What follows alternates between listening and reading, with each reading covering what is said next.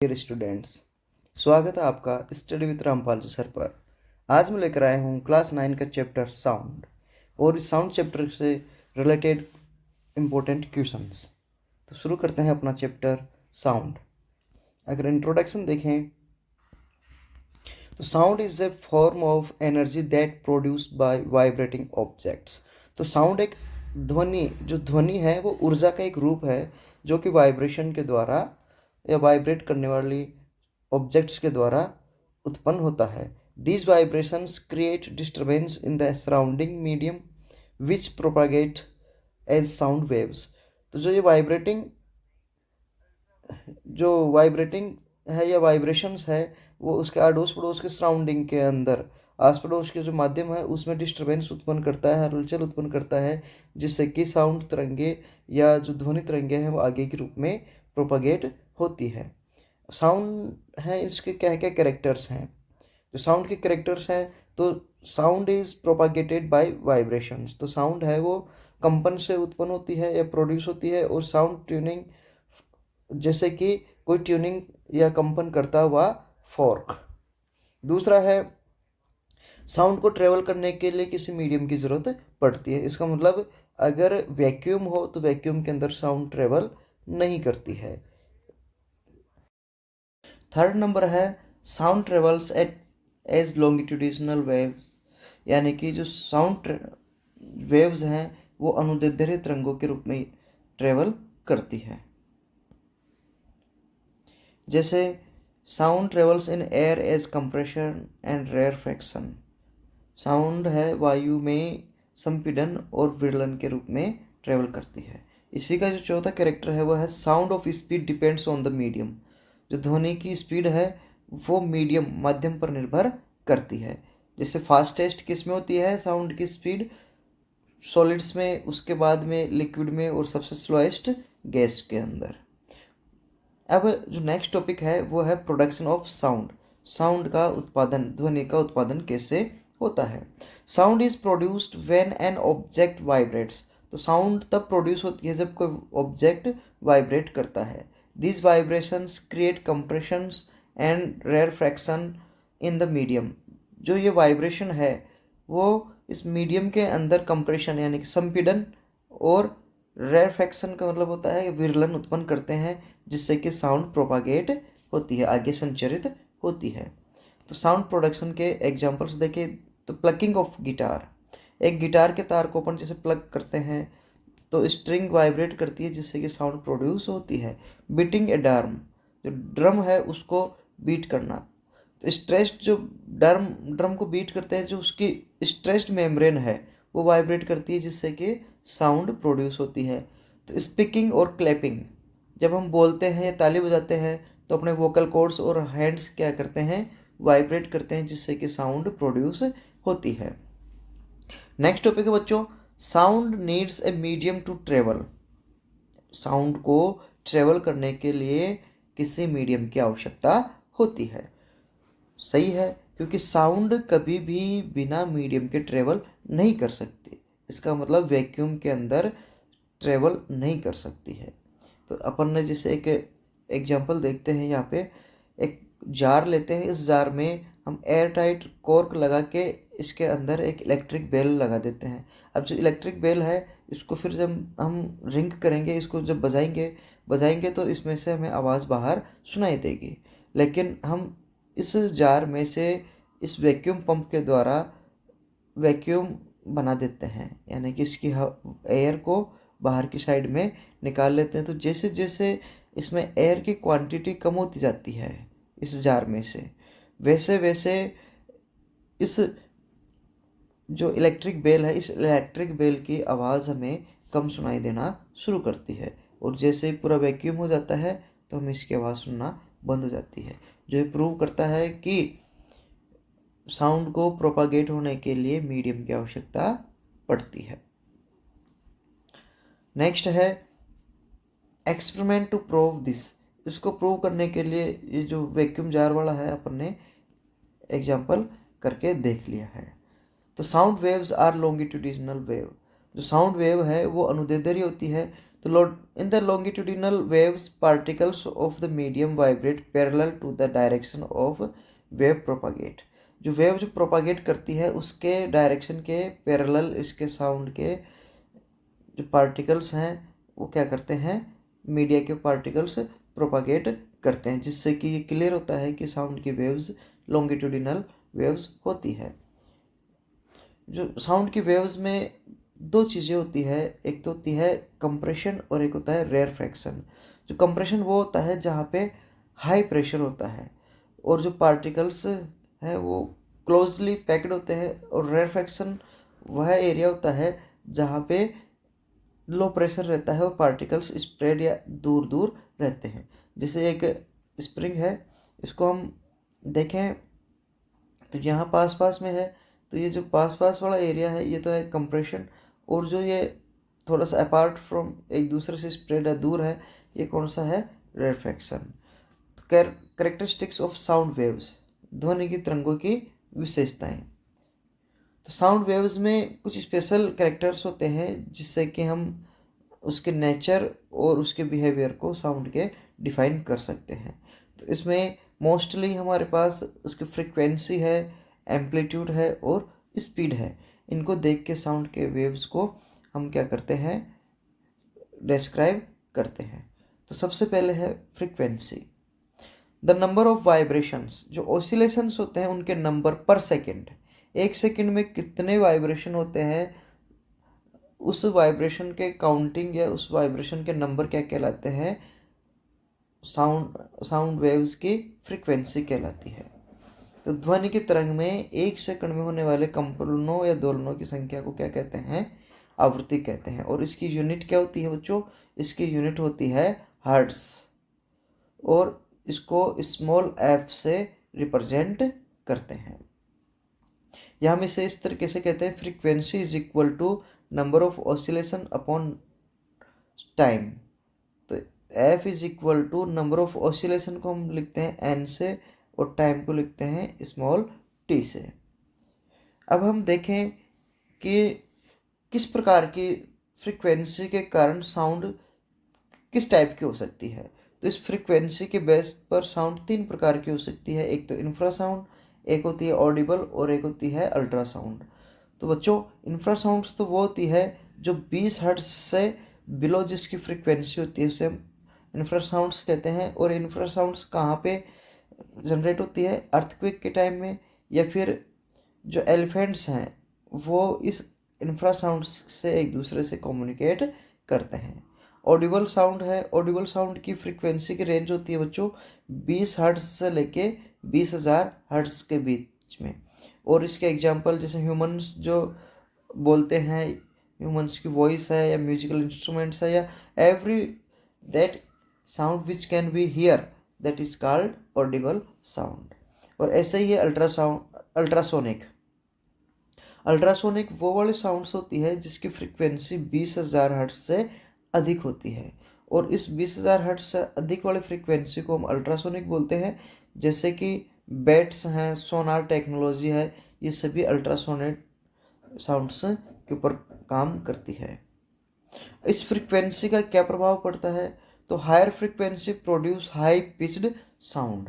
यहाँ देखो इस फिगर में, इसकी जितनी हाई पिच जिसकी इसकी जितनी ज़्यादा है और जितन तो इसकी फ्रीक्वेंसी भी उतनी ही ज़्यादा है। तो ये हाई पिच्ड साउंड की है और ये लो पिच्ड साउंड की है। तो यानी कि हायर पिच साउंड होगी तो उसकी फ्रीक्वेंसी ज़्यादा होगी, और लोअर पिच साउंड्स हैं उसकी लो पिच, उसकी फ्रीक्वेंसी या लोअर फ्रीक्वेंसी के हैं वो लोअर पिच साउंड प्रोड्यूस करते हैं। जैसे एग्जांपल देखें, the sound of child's voice is high frequency. एक बच्चे की जो आवाज़ है वो हाई फ्रीक्वेंसी की आवाज़ होती है, और लॉयन का जो रोरिंग है वो एक लो फ्रीक्वेंसी की आवाज़ होती है। नेक्स्ट इसका जो नेक्स्ट है इसके कैरेक्टरिस्टिक्स वो है एम्पलीट्यूड। एम्पलीट्यूड यानी कि आयाम या विस्तारण, जिसे हम आयाम कहते हैं। तो maximum displacement of particles from there mean position in A sound wave is called amplitude, यानी कि जो ध्वनि की जो तरंग है, वेव है, उसमें पार्टिकल्स के उसके जो मीन है, ये माध्य है, इस माध्य से जितनी डिस्प्लेसमेंट है, जितनी दूरी है, वो उसकी क्या कहलाती है, एम्पलीट्यूड कहलाता है। अब आप बताइए कि अगर एम्पलीट्यूड ज़्यादा होगा तो मीन पोजीशन से डिस्प्लेसमेंट ज़्यादा होगा, और एम्पलीट्यूड कम होगा तो मीन पोजीशन से डिस्प्लेसमेंट कम होगा। तो एम्पलीट्यूड को एम में नापते हैं, एम बोले तो मीटर। तो इफेक्ट्स ऑफ एम्पलीट्यूड, अगर हाई एम्पलीट्यूड है तो लाउडर साउंड होगी, अगर लो एम्पलीट्यूड है तो साउंड सॉफ्ट होगी। तो high amplitude louder sound, low amplitude soft sound. Relation between loudness and, जो एम्पलीट्यूड का लाउडनेस से क्या रिलेशन होता है, तो amplitude is directly proportional to the loudness of the sound. जो ध्वनि है वो, या लाउडनेस है, वो एम्पलीट्यूड की डायरेक्टली प्रोपोर्शनल होती है। अर्थात इसको हम दूसरे शब्दों में देख सकते हैं कि अगर एम्पलीट्यूड बढ़ेगा तो लाउडनेस बढ़ती जाएगी, एम्पलीट्यूड घटेगा तो लाउडनेस घटती जाती है। Example, A drum hit strongly produce a loud sound while a gentle tap produce a soft sound. जब हम एक ड्रम को स्ट्रॉन्गली बहुत ज़्यादा तेज़ मारते हैं तो उससे लाउड साउंड प्रोड्यूस होती है, और अगर हम उसको धीरे मारते हैं तो एक सॉफ्ट साउंड प्रोड्यूस होती है, क्योंकि लाउडर हिट करने से हाई एम्पलीट्यूड जनरेट होता है, और स्लोली हिट करने से सॉफ्ट साउंड आएगी तो लो एम्पलीट्यूड प्रोड्यूस होता है, जनरेट होता है। तो इसी के थर्ड कैरेक्टरिस्टिक है स्पीड, स्पीड ऑफ साउंड। तो बच्चों, distance travel by A sound per unit time is called speed of sound. तो ध्वनि के द्वारा प्रति सेकंड में कवर करी गई डिस्टेंस क्या कहलाती है, उसकी स्पीड कहलाती है, जिसे हम इस तरीके से भी लिख सकते हैं, v is equal to wavelength upon wavelength multiple by frequency. Factors affecting speed of sound, sound की स्पीड को अफेक्ट करने वाले फैक्टर्स क्या क्या है। तो पहला है nature of medium, sound travels fastest in solid, slower in liquid and slowest in gases. तो साउंड है वो सॉलिड में फास्टेस्ट होती है, स्लोअर लिक्विड्स में होती है, और स्लोएस्ट किस में होती है, एयर के अंदर या गैसेस के अंदर होती है। दूसरा है टेम्परेचर, तो हायर टेम्परेचर हाई स्पीड और लोअर टेम्परेचर लोअर स्पीड। हम इसको एक एग्जांपल से देख सकते हैं कि जैसे 0 डिग्री सेल्सियस पे जो एयर का टेम्परेचर है ना, वो 0 डिग्री सेल्सियस है, तो साउंड की स्पीड 331 मीटर 331 मीटर पर सेकंड की होती है। और अगर इसी का हम 22 डिग्री पर देखें टेम्परेचर पे, तो यहाँ पर 343 मीटर पर सेकंड हो जाती है, और अगर 25 डिग्री सेल्सियस पे देखें तो 346 मीटर पर सेकंड इसकी स्पीड हो जाती है। तो जैसे जैसे टेम्परेचर बढ़ता है वैसे वैसे स्पीड बढ़ती जाती है। ह्यूमिडिटी, अगर हायर ह्यूमिडिटी है तो स्पीड ऑफ साउंड है वो बढ़ती जाती है। Speed of different sounds in different media, तो डिफरेंट साउंड्स है उन डिफरेंट मीडिया में क्या क्या स्पीड रहती है।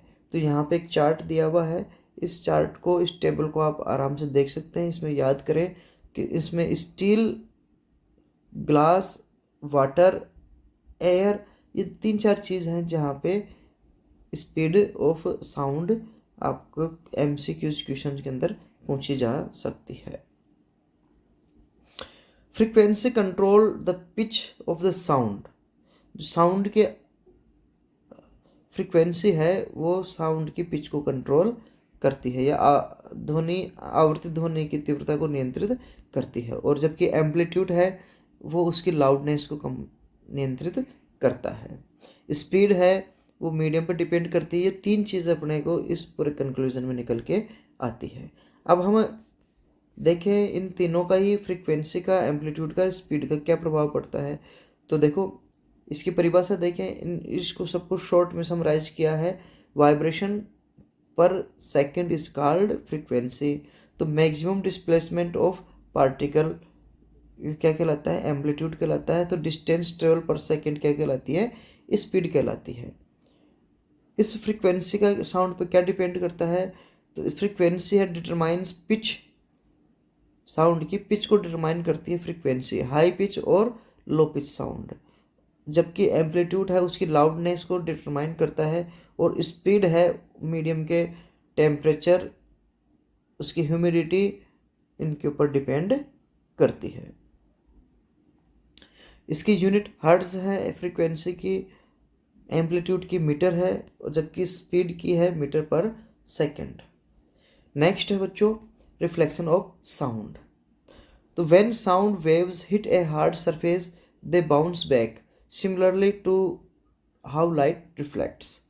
तो जैसे साउंड है, जैसे लाइट किसी रिफ्लेक्टिव सरफेस के टकरा कर वापस बाउंस हो जाती है, बैक हो जाती है, वैसे ही साउंड वेव्स भी हार्ड सरफेस से टकरा के बाउंस बैक होती है।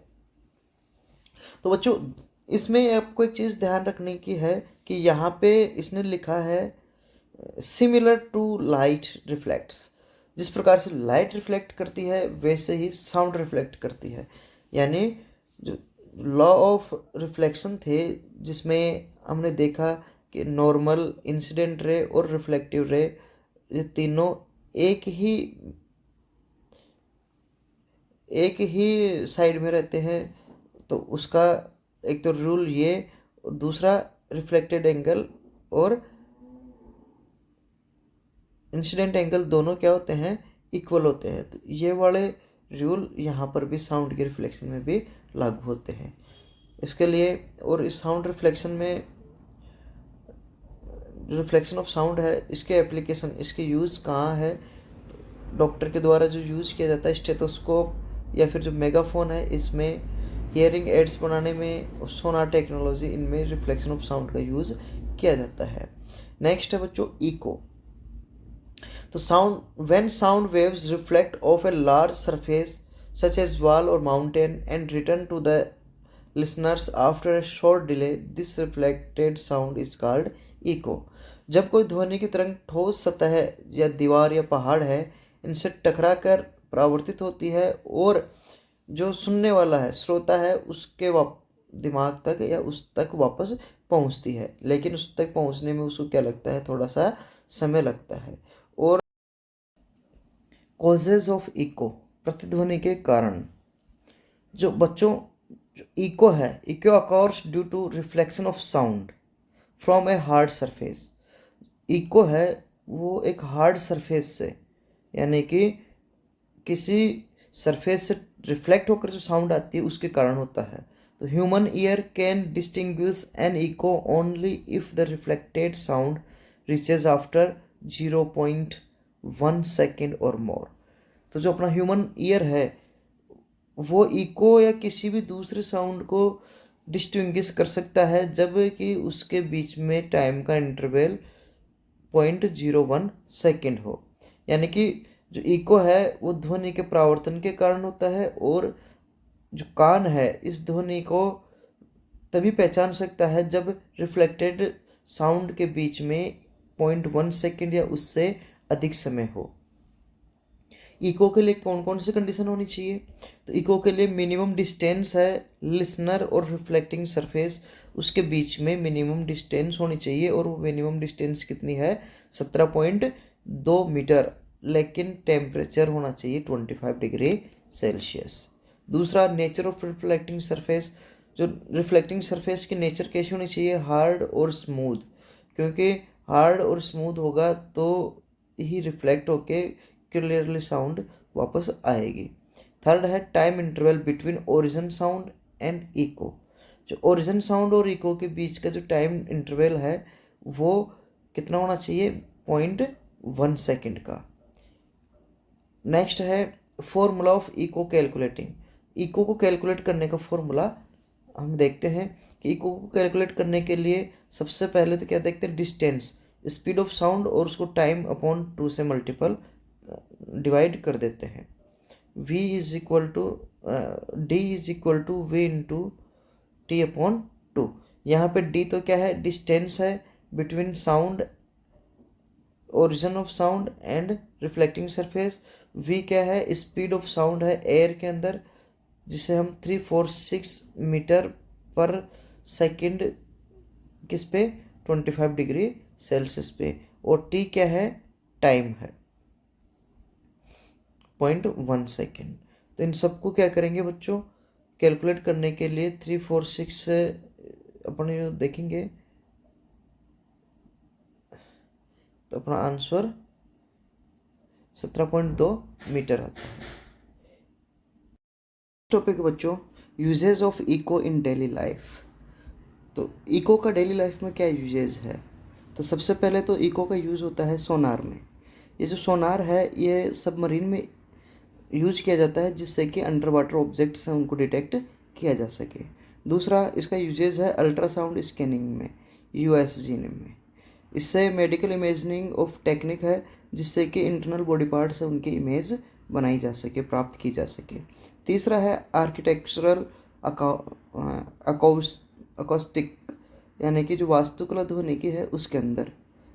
इसमें क्या होता है कि जो डिज़ाइनिंग है ऑडिटोरियम्स की, उसको इस प्रकार से डिज़ाइन किया जाता है कि जो अनवांटेड इको है उसको रिड्यूस किया जा सके।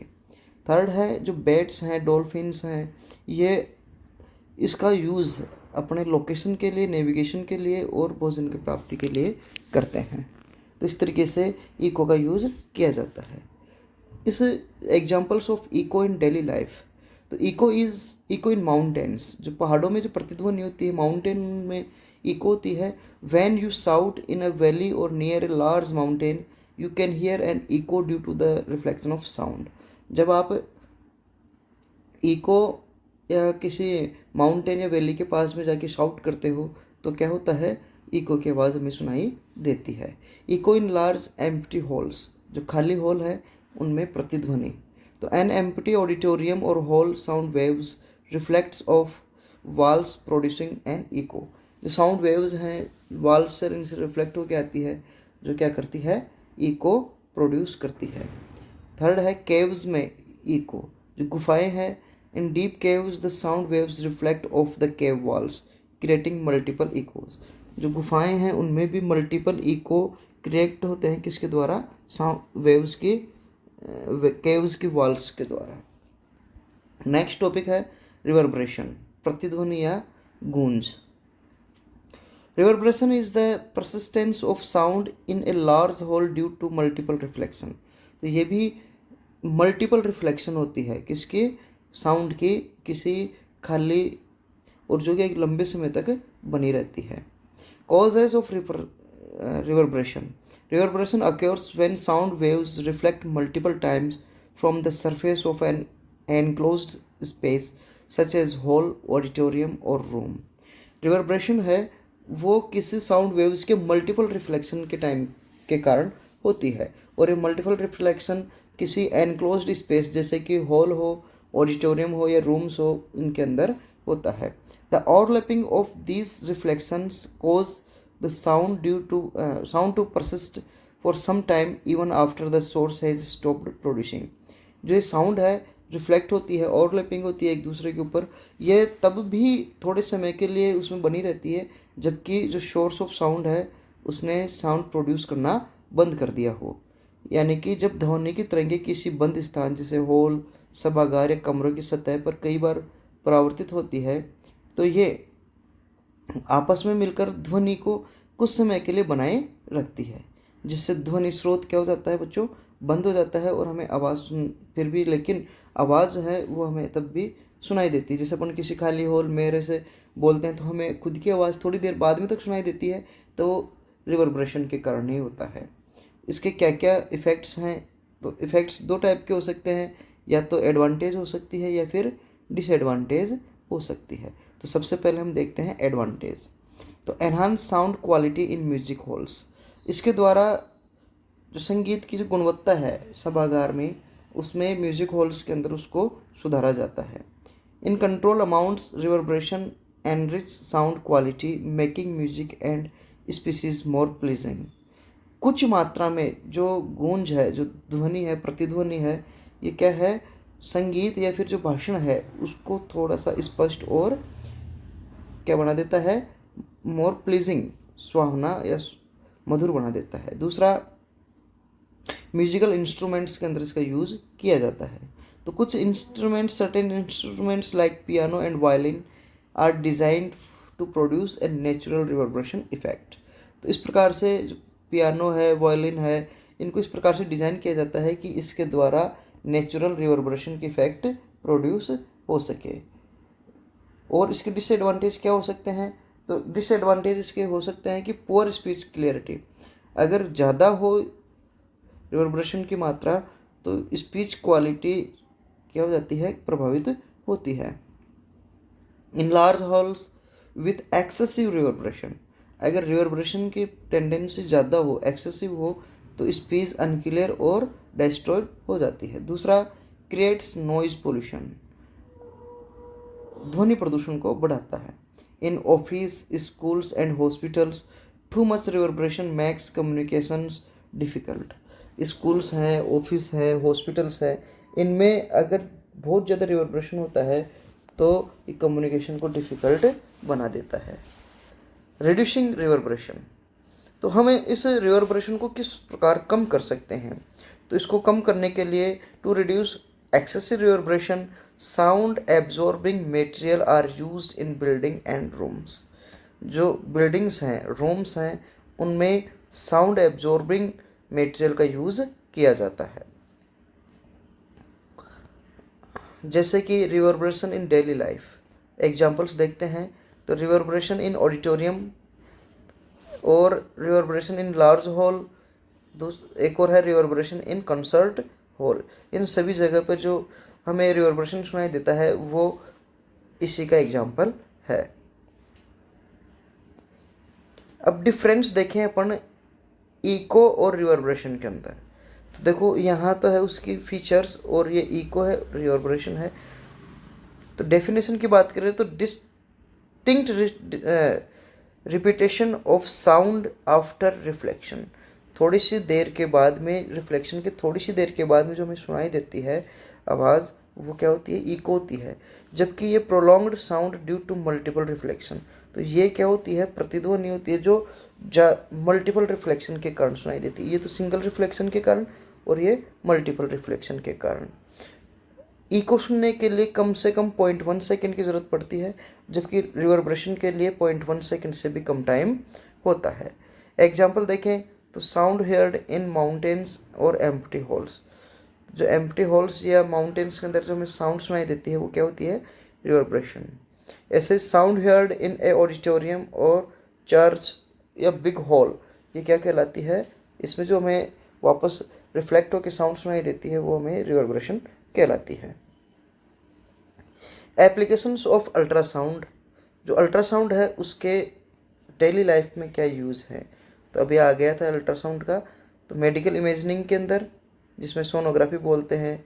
दूसरा, इंडस्ट्रियल यूज़ है to detect cracks in metal structure, metal structure में क्रैक्स को डिटेक्ट करने के लिए।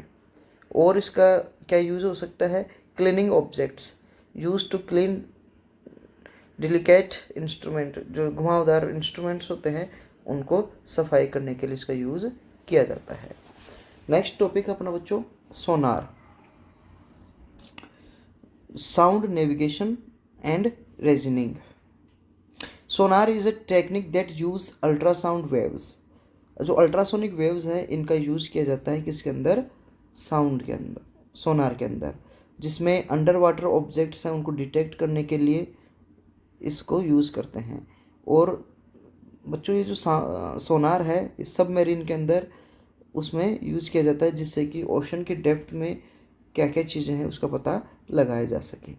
यहाँ से ये सोनार सिस्टम है, सोनार से साउंड, अल्ट्रासोनिक साउंड्स हैं जो ओशन की सरफेस से टकरा के वापस रिफ्लेक्ट होके डिटेक्टर के अंदर आती है। ट्रांसमीटर सिग्नल छोड़ता है, डिटेक्टर में आती है, जिससे कि पता लग सके। Structure of the year, last topic अपना, कान की संरचना। तो बच्चों जो अपना, हालांकि इस समय जो 2025 का सिलेबस है इसमें स्ट्रक्चर ऑफ ईयर अपने सिलेबस में नहीं है, फिर भी इसके लिए थोड़ा सा अपन इसके बारे में देखते हैं।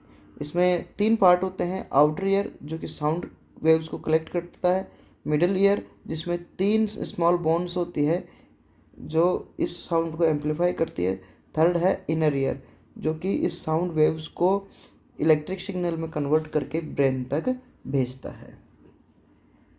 ये था अपना चैप्टर और उससे संबंधित नोट्स।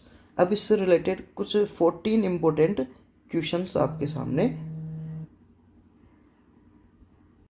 इसके बाद में आपके पास मैं लेकर आया हूँ 14 इम्पोर्टेंट क्वेश्चंस इससे रिलेटेड, जिसमें पहला क्वेश्चन है व्हाट इज़ साउंड।